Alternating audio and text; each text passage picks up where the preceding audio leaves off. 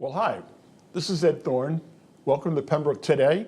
I'm Town Administrator in Pembroke, and today's program we're joined by Police Chief Rick Wall, and we're going to chat about some budget needs for the department for FY19. So Rick, let's just start out with your background in law enforcement. Well, first off, thank you, Mr. Thorne, for giving me the opportunity to come on your show. I appreciate that. Do you want to talk about the budget? It's one of my favorite subjects. It's never enough. But we have a shortfall in manning in the Pembroke Police, and we've had that for a while. And we've made some progress, and we're just hoping to, seal the gap so that we can provide quality police service. Mm-hmm. Let's go back to the beginning for just a second. Your career in law enforcement. Oh. When did you start?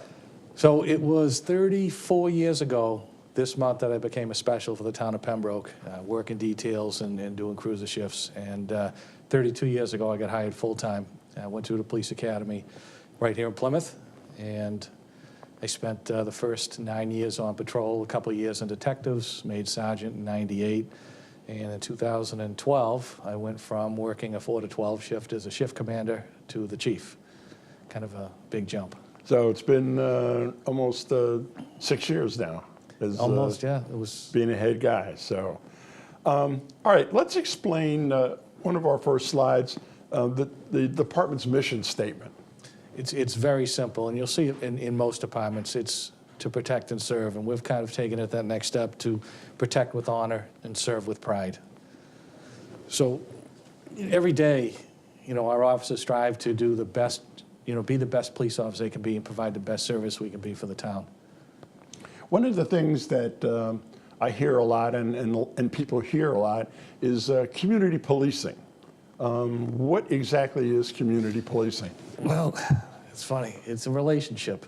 It really is. You think of the beat cops back in the day that knew their neighbors and everything else. So it requires that officers are allowed to take sufficient time to actually interface and to deal with the residents and take a personal kind of account of their neighborhoods and their businesses. And then the residents can kind of know their police officers personally also. One of the interesting things I encountered with some individuals, especially in the gym there in North Pembroke, some guy went on the, either was the local paper or the website or whatever, and he said he looked at police activity. And he said a lot of warnings were given, as opposed to tickets. Now, I know we've talked about that and about the philosophy that you have for the department about why you would issue warnings as opposed to a ticket for any kind of, violation. So, and again, the officers know that I'm looking for behavior changes in people. If you write them a ticket and they get caught speeding again tomorrow, what have we accomplished? We do use citations, and people are written, money citations and civil violations. But we really, the guys and women, they do a tremendous job out there of doing traffic stops with the intent on changing people's behaviors, getting them to understand that they're driving through a neighborhood with children, that it's unsafe for the people that live there and it's unsafe for the other motorists, and hoping to change their behaviors. Mm-hmm. Next slide talks about right and wrong. This is really interesting. You want to just explain that a little bit? So, again, an officer has to know his surroundings. He has to know the people, the places, the things they do, the times they do them, and he really needs to know what's right in Pembroke, that he can see that visually, what belongs, in order for him to detect when something isn't right or when something goes wrong. And that takes time, and that takes not going from one call to the next call to the next call. You have to be able to spend some time to kind of look around and talk to people and find out what's really going on, not just driving through onto your next call. Interesting. The next slide we have, I think, is this is interesting too. The measure of an effective police force is not in the number of crimes solved, but it's measured by the absence of crime. Well, think about it. You could have a very reactive police department, and you can take a lot of reports, but have you actually made the town safer? Have you actually, you're after the fact, you're being reactive, and what we need to be is proactive. We need to be out in the neighborhoods. We need to find things when they're little problems and stop them from being big problems, and basically reduce crime and not just take the reports after crime. Mm-hmm. Well, let's look at the slide dealing with the operation of the department. So I know this is pretty extensive, so Chief, go ahead on this one. I think people would be surprised at some of the calls that we answer. I think sometimes the office is surprised at some of the calls that they're asked to answer, but a lot of times we're the first call and sometimes the only call that people have when they need assistance for a myriad of things. So pretty much every imaginable type of situation or crisis will come across our desks and we respond to. We do work 24 hours a day, 7 days a week. We do that by 3 rotating shifts. And the guys work 4 days on and 2 days off so that you're not stuck on weekends, and that to kind of make it a little more palatable so that they can have a family life on top of it. Is that unique to Massachusetts, working 4 days and 2 days? Because I don't believe I saw that in a couple other states that I've worked. You're a lot more traveled than I am. I grew up in Pembroke, and you know, I've been here pretty much my whole life, so I'm not sure. But it works well for us. It's easy to manage, but again, you know, that's a lot of patrol people, a lot of detectives to cover 24 hours a day. Mm-hmm. You know, it's not like, you know, you can shut down for the weekend and send people home and let them rest and recover. Right. And you don't take snow days off or anything No like s- that. no So snow days. When I close town hall, you guys are still out there huffing it. And I usually have to, you know, bolster the shifts by bringing extra people in to deal with it, especially on snow days when it takes a lot further to travel, a lot more time to travel between calls and between emergencies. You know, I can't have, you know, I need extra people on in order to make that work. Mm-hmm. You have detectives. Well, right now I have a one full-time detective who does a tremendous job with the drug problems that we have. And then I have a sergeant that spends 2 shifts on patrol and then 2 shifts doing all the other detective work, which is one of the shortfalls that we need to kind of fill. Mm-hmm. Has it always been 1.5 detectives, or? Well, actually, a long time ago we had 1 detective, and then back in the 90s we had 2. And again, with budget cuts and everything else, you know, your first line of people is patrol, you know, because the policing doesn't work without police officers. Mm-hmm. So we've had to sacrifice that to keep patrol at a minimum level. Some of the other things we do, I don't know if people understand too, is we have a police officer on the desk in dispatch, and that one officer does the 911 calls. All the 911 calls for Pembroke come into Pembroke Police first, even the medical calls.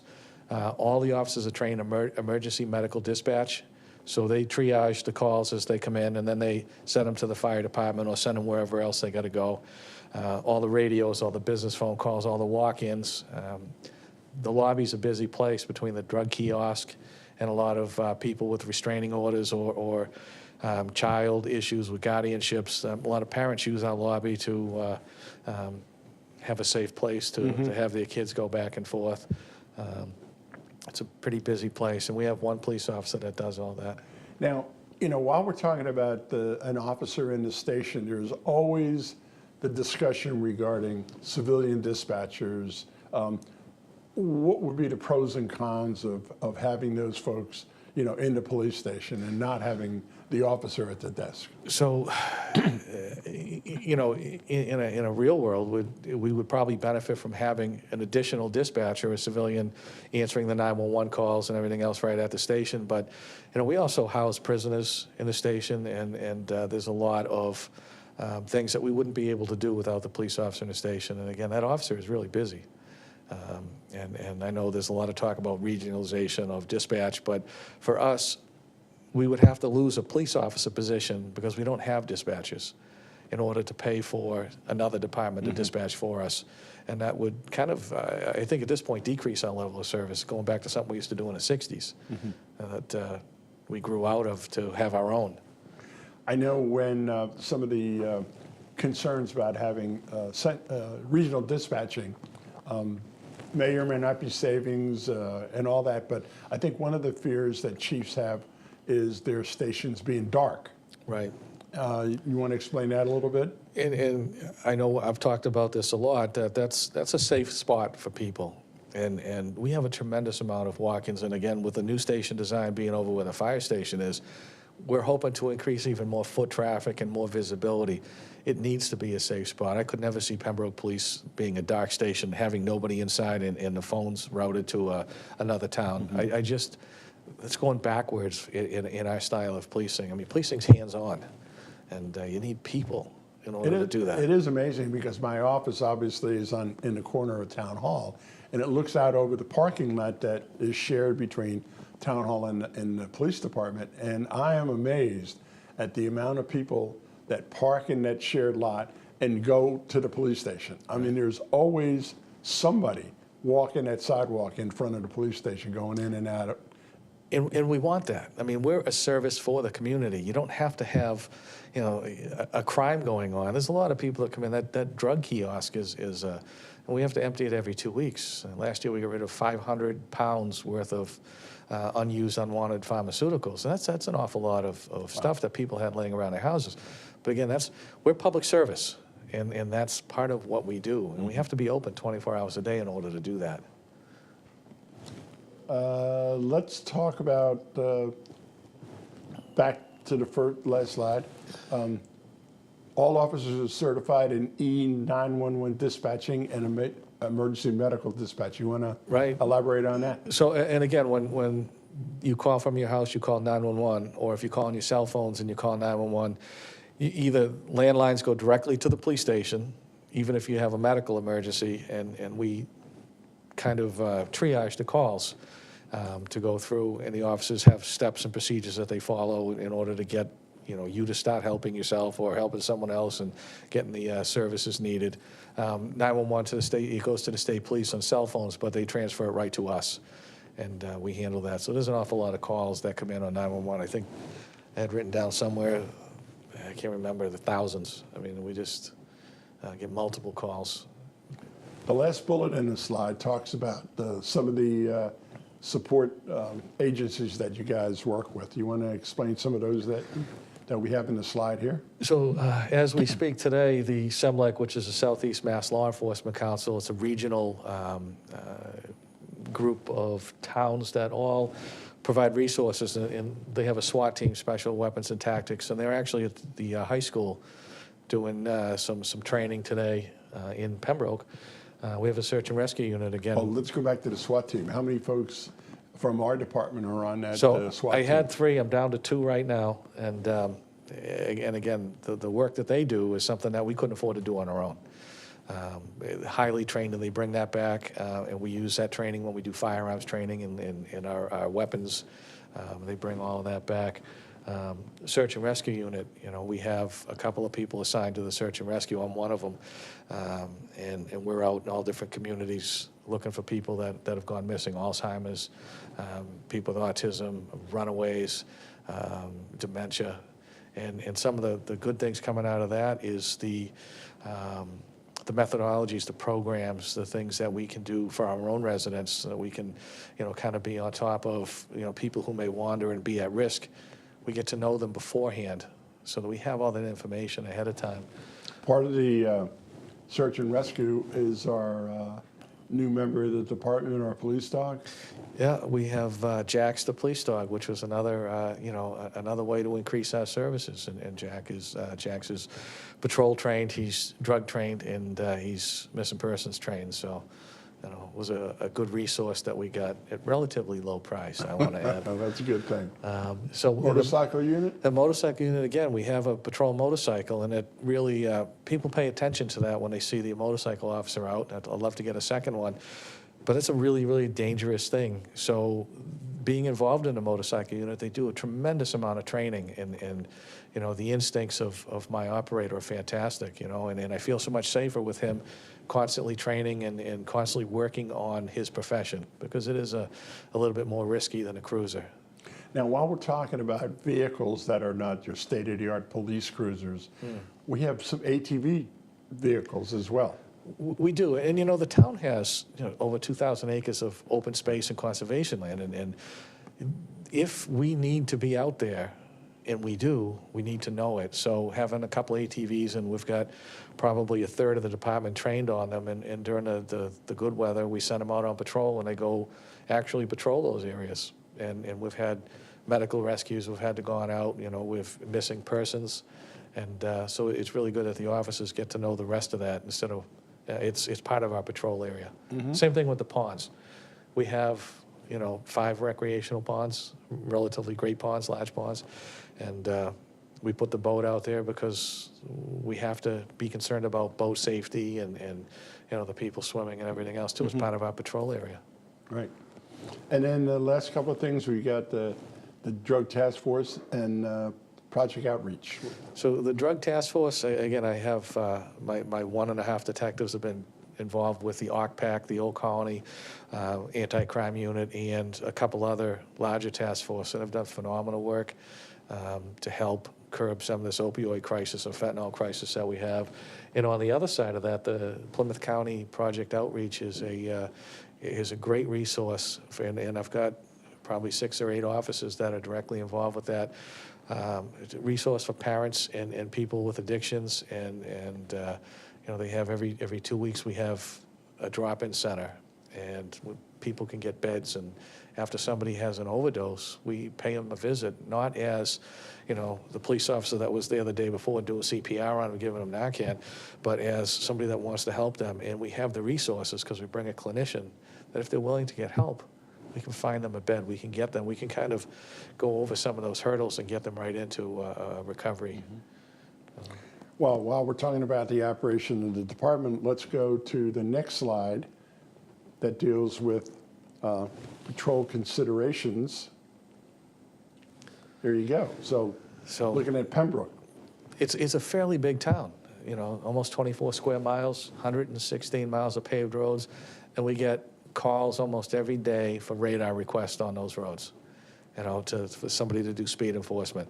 We have a lot of truck exclusions, which have been very knowledgeable about. Yeah, we'll get to that when we get down to the last bullet, because that's a spot for, that but we there's, need to always chat about. So. Those areas of enforcement that require somebody to go out and do that.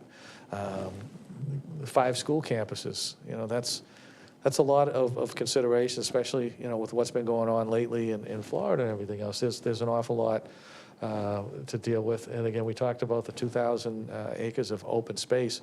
Well, that's still Pembroke, and it's still under our jurisdiction, and it's still part of our patrol area.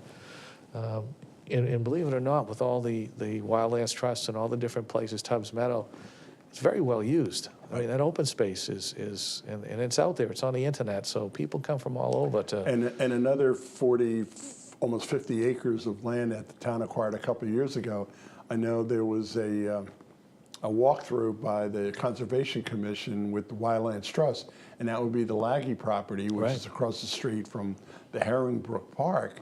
And that's going to be used by the public because there's some nature trails there, and they cross a little Pudding Brook, and so that's going to be another situation where we're going to be out there, as far as the law enforcement. And not only law enforcement too, we're working with Chief Hill to put together a UTV, a utility vehicle, off-road vehicle with a stretcher and a medical box on there, because in the event that something happens out there, and it can, we right now have no way to get out there and bring somebody back other than carry them, in a litter.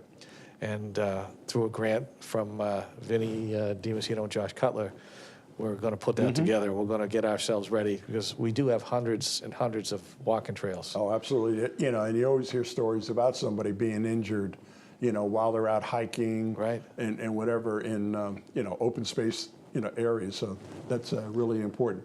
Obviously, we're at the 20,000 mark, population-wise, and we'll see a slide over that in a little bit.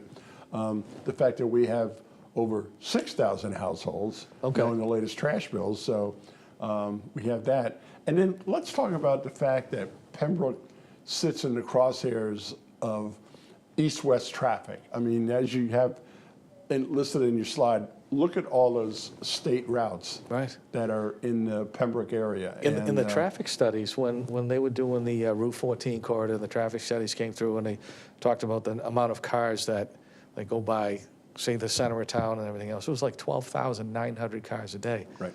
That's a lot of cars. And a lot of this, and I was talking to another town manager about our truck exclusions situations, is that Pembroke sits in the east-west corridor. Right. A lot of our traffic in town is all east-west. You know, some north-south like Route 3 and maybe Route 53, but a lot of it is east-west. People going from the Route 3, Route 53 area to the Route 36, Route 27, Right. Route 58, you know. And so a lot of our vehicular traffic, and of course, we have several truck exclusions now that we've been working on. Bird Street, Valley Street, Mountain Avenue, High Street, Right. Water Street. Yeah, Brick Hill Lane, Brick West Hill Street, Lane. Mill. But, you know, these roads, they're owned and maintained by the state. Right. And they're working on most of them. At least, well, they all have either have been done or and going to be done with sidewalks, bike paths, you know, curbing, and being wide enough to support truck traffic. And that's really the best place for them. You know, speaking of Route 14, I saw this morning on the way to work that somebody was jogging on Route 14 on the proposed sidewalk. I mean, right now the curb's in, Right. and they have the base down, but that person wouldn't been able to do that a year ago. Right. You know, they wouldn't been able to jog on Route 14, you know, without taking their life in their hands. And this was a great example of that sidewalk being really put to use there. Let's go to the next slide. Now, this is about calls that require municipal or multiple offices. Right. Which is kind of when you get back to that staffing issue. You know, if I only have 3 cars available on the road, and you look at how big Pembroke is, think about the time it would take to get from one end of town to the other. And that's not always acceptable. Matter of fact, it's not acceptable when somebody calls up and they have an issue. But a lot of these calls require more than one officer. I mean, we did last year over 150 restraining orders. And those are pretty serious things, you know, and an officer shouldn't be doing that by themselves. You know, you can understand disturbances and disorderlies, but even overdoses. You know, last year we had 30 overdoses, which was down from the year before. But you know, when there's an overdose, we're working with the fire department. You know, guys are doing CPR. You know, there's family members. It requires an awful lot. OUI arrests. Last year we had 45 OUI arrests. Those take hours by the time that you do your traffic stop. You know, they're brought to the station. You go through all of the things that they have to go through. The shift commander is involved with that because there's certain rights that the shift commander, person in charge, has to give, you know, whether or not you take a breath test. So you're taking 2 officers off of the road for a lot. Protective custody. The law changed now so that if somebody's under the influence of drugs and we put them in protective custody, they have to go to the hospital. Well, not everybody is willing to go, but they're required to go. They don't have a choice. So we're sending a police officer with the ambulance down to the hospital. They ride in the back. And so they're out of town. And you know, if you talk to Mike Hill, that's an hour and a half that ambulance is tied up. Well, now you got a police officer tied up for that same hour and a half. Now, we did 50 of those. Let's go to the next slide. I mean, obviously the prisoner transports and all that. Now, the population, we'll just be on this briefly. Yep. From 1997 to the last full year you had in 2016, a 20-year period, the population has increased by over 19%. Yep. The calls have gone up 25%. So the calls have increased, you know, almost proportional to the population. So the more people we have, the more calls we have, right? Not only the more calls, but the calls now are requiring more and more time because we're delivering different types of services. You go to an overdose call, it's not one of these things where you're just going to stop in, take a report, and leave. I mean, you're there for a while. You know, you may be there for quite a while. So the domestic calls, I mean, there's an awful lot of time that it takes to do these things. So while we're talking about calls of population, let's go to the next slide, to the history of the staffing levels. Right. Obviously, this is a Bureau of Justice stat that says we should have 2 full-time officers per 1,000. Right. And we have, right now, 1.59. Yeah, so that would kind of put our department right around 40 police officers. And right now, I have 29 police officers working, and I have 2 in the academy. My thoughts in what would be functional for, in you know how I am. I'm pretty lean on everything. I don't go over. Is this department should be at 36 police officers right now? Now we're not asking for 36. I'm only asking for 2 to get us to 33, because that'll satisfy patrol and give us an increase in detectives. That half a guy in detectives. Let's roll up 2 slides to the current shift levels right now. This is what you got. Yep.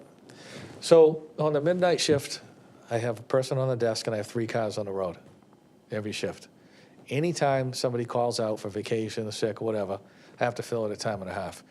It's not enough people to begin with. Again, when you think about the size of the town and you got 3 cruisers out there, the sergeant, who is the 3rd cruiser, is kind of straddling the line, and he's got to back up either car. Sometimes they all have to go to a call.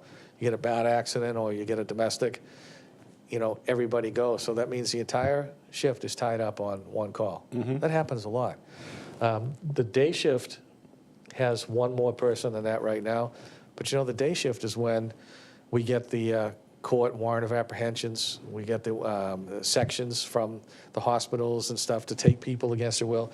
You think, well, how many could that be? Well, we had 55 sections, 55 involuntary commitments to either to the court or to the hospital. So right now we've got 4 on midnight, 5 on a day, and 6 on the evening. Yep. What are you proposing? So the next slide. The evening shift is where I want it. We've finally been able to get that with 6 guys, but the day shift needs to have 6 guys. And again, that's not 6 all the time. If one is out, I'm probably not going to fill that one on overtime, but when the second one's out, we'll fill it so that there's at least 4 cars on the road. Because that's kind of important, and same thing with the midnight shift. We would like to keep 4 cars because there's no help out there for them. Right. So we're looking at an additional person on the midnight, an additional on the day, correct? Is that Right.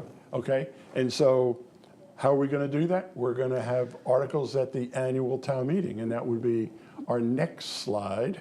And here's what we're proposing for the spring town meeting. That's right. So I have 2 in the academy, and to fill those slots, it's because of the 4 and 2, it's an interesting concept, but for every position you want to fill, you need a person and a half. It's just the way it is, because you have to cover their days off. So they work 1 full shift, and then you need half a guy to fill the other shift. So we have a lot of split shifts. We have a lot of people that work 2 midnights and 2 day shifts, so that we balance everything out. So what I need is 3 patrolmen and 1 detective, or 4 bodies. Now I have 2 in the academy, Right. so I need 2 more. So what we are proposing is to hire 2 more full-time officers. Right. And you have there, basically, when we go to town meeting, we Right. will have to explain, this very thing. Right. And hopefully, that'll pass. And it appears that this is going to be part of a Prop 2.5 override that we'll have on the ballot at the May 12th election. That seems to be the game plan right now. Right. And what's important about that is, and people say, well, why don't you just take the money from free cash and pay for it? This has to be a continuing thing. Right. It has to stand. You can't, these are people that are giving up another career and it takes a lot to get somebody into a police academy. There's a whole, there are people that work 2 or 3 years as a part-timer before they get an opportunity. So we need to make sure that that's in the budget every year, that's not something that's going to, okay, you did it 1 year, now next year we can't fund it. Okay, and our last article that we're going to have is dealing with an extra vehicle. Yes. And obviously, we all know that they're in service 24 hours a day, 7 days a week. They average about 40,000 miles a year. And right now, we're looking at a second article that would fund a second police cruiser in the annual budget. Right. Because as we wrap up this program, the reason behind that is that if you don't get it funded in the spring and you wait till the fall, by the time you get authorization to purchase another cruiser, Right. they're all gone. Right. They make a limited amount of these police rated cars. So if you don't get it early, if you don't order it, there isn't anything in the fall, you have to wait till the next year, and now you've incurred a lot of maintenance on cars you should have replaced. Exactly, and we've done that, so. We have. Well, Chief, we appreciate the information. I know we got a lot of information jammed into a half-hour show, but I really appreciate everybody watching the show, and hopefully you would support the 2 articles that we've talked about regarding the 2 additional officers and the additional police cruiser at the Springtown meeting. That would be May the 8th in 2018. So again, thanks for watching, and have a great day.